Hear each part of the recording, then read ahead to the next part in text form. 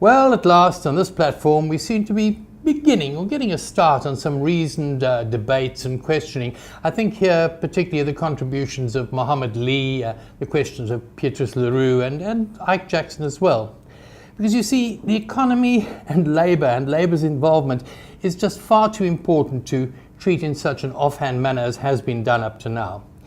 But during this week, a number of things caught my attention because there's a lot happening on the Labour front. In the first place, I don't know how many of you are aware, there's been a new global agreement between the French petrochemical giant Total, or Total as we call it here, and the Global Industrial Union.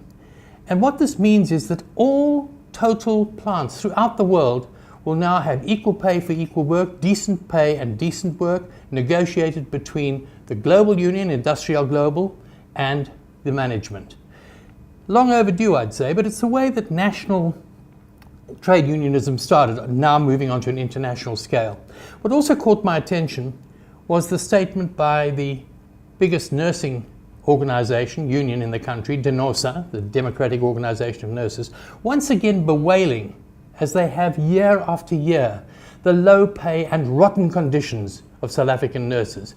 And the union has pointed out that this has led to more than 30,000, that's more than 30,000 of the best and best trained South African nurses now working abroad, mainly in the Gulf states and the United Kingdom. From Bahrain to Birmingham, you've got South African nurses we desperately need here working in these countries because of the rotten conditions. Now, another issue that really struck home was the campaigning lawyer Richard Spoor once again raising the shambles that exists in the Workmen's Compensation Commission and the disastrous effects, the tragic effects this has on workers who are injured, who are damaged, particularly those migrant workers from the rural areas. Now, this is something I've dealt with in the past, and I shall certainly come back to it, because the horrors that the WCC, the Workers' Compensation Commission, is responsible for really are sometimes beyond belief. One other last issue was the aftermath of Davos, of the World Economic Forum, that club of the super rich. I noticed, and I don't know how many of you did, in a BBC debate, televised debate, one of the elite referred to, and there was not a blink of an eyelid, China and such countries, not as socialist or communist, but as state-directed capitalism. It appears that the super rich no longer have a problem with what they call socialism or communism.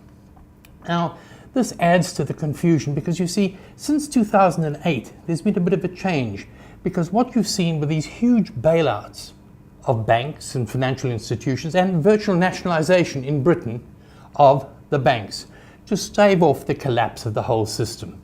So I've decided for my Inside Labour column, which you can read on this platform, Fin24 tomorrow, and on the page 2 of the business section of City Press in print on Sunday, to go back to basics, to really work out what do we really mean when we use these terms, when we throw these terms about. And hopefully it'll be once and for all, we'll deal with these definitions. So that's what I shall do in the Inside Labour column. In the meantime, I'd like to have your opinions, your comments, your criticisms, both to what I say here and also to the Inside Labour column. We have to get these debates going to understand where we are, where we came from, and where we might in future be heading. So it's over to you.